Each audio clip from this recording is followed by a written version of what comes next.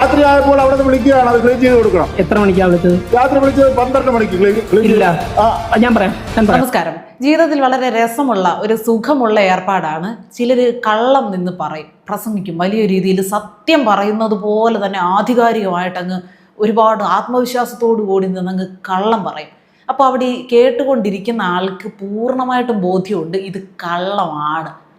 അത് കള്ളമാണെന്ന് ബോധ്യം ഉണ്ടായിട്ടും സത്യമാണ് എന്ന രീതിയിൽ പ്രസംഗിക്കുന്ന ഒരാളെ കേട്ടുകൊണ്ടിരിക്കൽ വളരെ രസമുള്ള ഒരു കാര്യമാണ്, സുഖമുള്ള ഒരു കാര്യമാണെന്ന് ഞാൻ കേട്ടിട്ടുണ്ട്.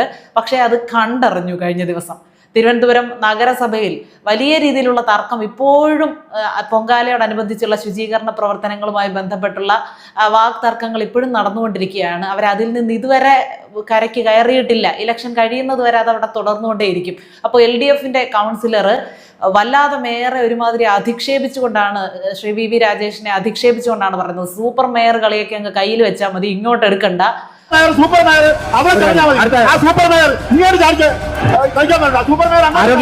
അവിടെ ക്ലീൻ ആക്കിയില്ല, ഇവിടെ ക്ലീൻ ആക്കിയില്ല. രാത്രി 12 മണിക്ക് എനിക്ക് വിളി വന്നു, കോടതിയുടെ പരിസരം, കുടുംബ കോടതിയുടെ പരിസരം ക്ലീൻ ചെയ്തിട്ടില്ല എന്ന് പറഞ്ഞ്.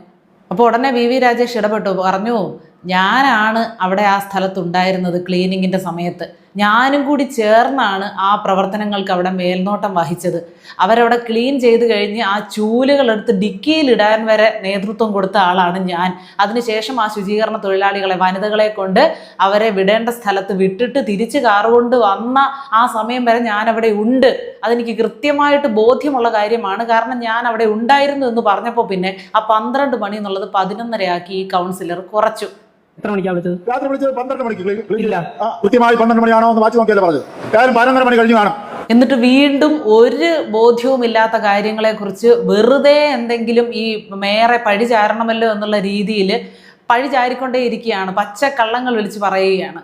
സത്യമാണ്, ഞാൻ പറഞ്ഞത് സത്യമാണ്. 12 മണിക്കൂർ ക്ലീൻ ചെയ്ത് കഴിഞ്ഞു. ഇവരുടെ ഈ ഒരു പെർഫോമൻസിൽ നിന്ന് മനസ്സിലാക്കേണ്ടത്, ഇവർ ഭരണപക്ഷത്തിരുന്നാലും ഭരിക്കില്ല, പ്രതിപക്ഷത്തിരുന്നാലും ഭരിക്കാൻ സമ്മതിക്കുകയില്ല. ആരും നല്ലത് ചെയ്യുകയുമില്ല, ചെയ്യുന്നവരെ കൊണ്ട് ചെയ്യിക്കുകയില്ല, അതിന് അനുവദിക്കില്ല.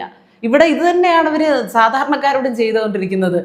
അവര് മറ്റുള്ളവരെ ജീവിക്കാൻ അനുവദിക്കില്ല. അതുപോലെ തന്നെ ഭരണത്തിൽ ആരെങ്കിലും കയറി നല്ല പ്രവർത്തനങ്ങൾ കാഴ്ചവെച്ചാൽ അവരെ ഭരിക്കാൻ അനുവദിക്കില്ല, സംസാരിക്കാൻ സമ്മതിക്കില്ല.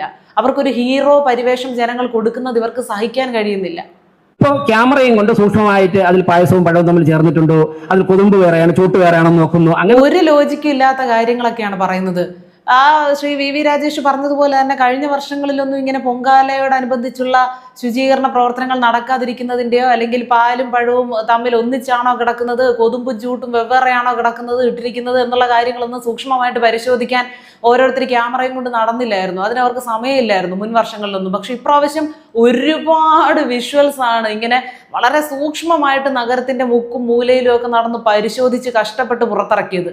ഇതിൻ്റെയൊക്കെ ആവശ്യം എന്താ? എന്തെങ്കിലും ലോജിക് ഉണ്ടോ? ഇങ്ങനെ വിരലൊന്ന് ഞൊടിച്ചാൽ ഉടനെ നഗരം മുഴുവൻ ക്ലീൻ ആകില്ല. കഴിഞ്ഞ പ്രാവശ്യത്തിനേക്കാൾ കൂടുതൽ ആളുകൾ പൊങ്കാലയിൽ പങ്കെടുക്കുകയും ചെയ്തിട്ടുണ്ടായിരുന്നു. എന്നിട്ടും സമയബന്ധിതമായിട്ട് തന്നെ വളരെ കൃത്യമായിട്ട് അവിടെ വൃത്തിയാക്കാൻ ഇവർക്ക് സാധിച്ചു. അങ്ങനെ ഒരു നല്ല പ്രവർത്തനം കാഴ്ചവെക്കുമ്പോൾ, മാതൃകാപരമായിട്ടൊരു പ്രവൃത്തി ചെയ്യുമ്പോൾ അതിനെ കൈയടിച്ച് പ്രോത്സാഹിപ്പിക്കുകയാണ് വേണ്ടത്, അതിനെ അംഗീകരിക്കുകയാണ് വേണ്ടത്.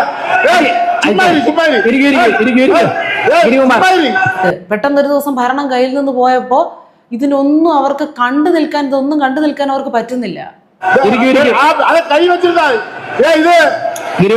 അരച്ചിലെന്ന് പറയാം നമുക്ക് മലയാളത്തിൽ. വല്ലാത്ത രോദനം തന്നെ, കയ്യിൽ നിന്ന് പോവുകയും ചെയ്ത് കൈയിട്ട് വരാൻ പറ്റുന്നുമില്ല, കണ്ടു നിൽക്കാനും ശേഷിയില്ല അവർക്ക്.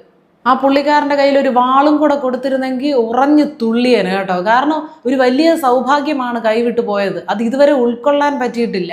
അപ്പോൾ പിന്നെ ഗുണ്ടായുസം കാണിക്കുക, ശബ്ദം ഉയർത്തുക, ആ സംസാരത്തിന്റെ ടോണൊക്കെ മാറ്റുക, അഭിസംബോധന ചെയ്യുന്ന രീതി മാറ്റുക, ഇതൊക്കെ അവരുടെ കയ്യിലുള്ളൂ.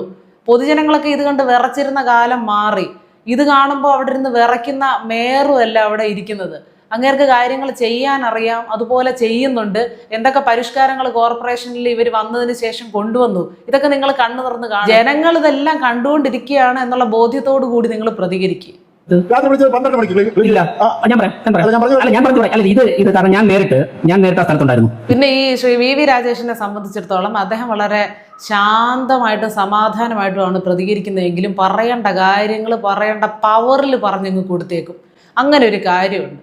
ബഹുമാനപ്പെട്ട മഞ്ജു കൗൺസിലർക്ക് അല്ല ബഹുമാനപ്പെട്ട ഞാൻ പറഞ്ഞോട്ടെ ഞാൻ അങ്ങ് പറഞ്ഞ എല്ലാത്തിലും ഇടപെട്ടില്ലല്ലോ. ഇത് ഞാൻ നേരിട്ട് സാക്ഷ്യം വഹിച്ചത്. അദ്ദേഹത്തിന്റെ അടുത്ത് ഒരു വിധത്തിലുള്ള ഈ ഉമ്മാക്കി കളി ഒന്നും വിലപ്പോവില്ല. നിങ്ങൾ ഈ കാണുന്ന ചാടുന്ന ചാട്ടമൊക്കെ അദ്ദേഹം ചിരിച്ചു തള്ളുകയാണ് ചെയ്യുന്നത്. അദ്ദേഹം മാത്രമല്ല, കേരളത്തിലെ പൊതുജനങ്ങൾ അത്രയും ഞങ്ങൾക്ക് തമാശയായിട്ടാണ് തോന്നുന്നത്. ആർക്കും പേടിയും വിറയൊന്നും തോന്നുന്നില്ല.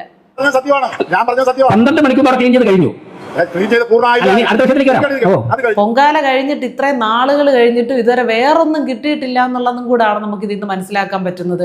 അതിൽ തന്നെ പിടിച്ചു തൂങ്ങുകയാണ്. വേറെ വിഷയങ്ങളൊന്നും അവർക്ക് കാണാൻ പറ്റുന്നില്ല. കഴിഞ്ഞ പൊങ്കാലയുടെ സമയം വരെ കാട് വെട്ടി തെളിക്കണമെന്നോ ചെളിയെടുത്ത് മാറ്റണമെന്നോ അല്ലെങ്കിൽ പിന്നെ അടച്ചിട്ടിരിക്കുന്ന വീടുകളിൽ പാമ്പിന്റെ ശല്യം ഉണ്ടാവുമെന്നോ തുടങ്ങിയ കാര്യങ്ങളൊന്നും പറയാൻ നാക്ക് പൊങ്ങിയില്ല. അങ്ങനെയുള്ള ആശയങ്ങളൊന്നും മനസ്സിലേക്ക് വന്നതേ ഇല്ല. അതൊക്കെ ഒരു ആവശ്യമാണെന്നുള്ള ബോധം പോലും അന്നില്ലായിരുന്നു. കാരണം ഇരുന്ന മേയർ നമ്മുടെ കുഞ്ഞുവാവയായിരുന്നല്ലോ. വേറെ ആള് വന്നിരുന്ന് ഭരിക്കാൻ തുടങ്ങിയപ്പോൾ ചൊറിച്ചിലും തുടങ്ങി. വനിതാ തൊഴിലാളികളെ GS മഞ്ജുവിന്റെ കാറിൽ കൊണ്ട് ആയുർവേദ കോളേജിൽ വിട്ട് ആ കാർ തിരിച്ചു വന്ന് മഞ്ജുവിനെ കയറ്റി അടുത്ത സ്ഥലത്തേക്ക് കവലപ്രസംഗം നടത്തുന്ന പോലാണ് അവിടെ നഗരസഭയിൽ ഒരു വിഷയത്തെ പറ്റിയുള്ള ചർച്ച നടക്കുമ്പോൾ അതിൽ പ്രകടനം കാഴ്ചവെക്കുന്നത്.